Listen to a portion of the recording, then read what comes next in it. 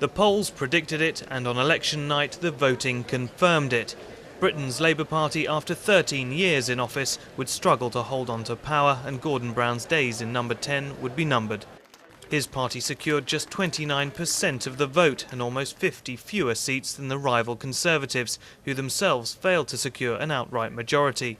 For days, David Cameron's Tories have been locked in discussions with the third-placed Liberal Democrats over a possible power-sharing deal. Brown's promise to stand down as Labour leader and Prime Minister is seen by many as a ploy to get the Lib Dems to side with them instead.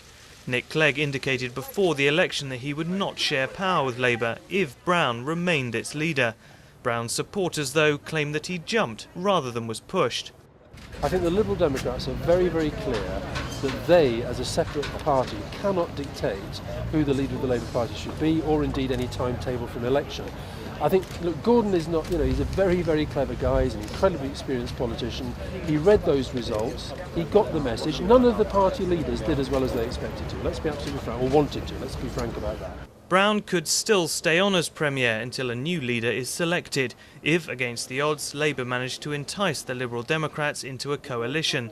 The deal would also have to include other smaller parties to give them a majority in Parliament.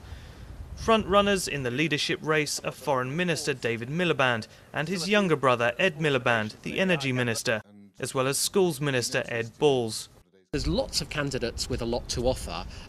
Whether or not, though, the key question is, will it be a positive experience, a leadership contest, where Labour can renew itself and maybe debate what it got wrong in the right way, or will it be a bout of infighting which sees Labour, far from regaining ground, take itself backwards? But it's still Conservative leader David Cameron that looks most likely to form the next government.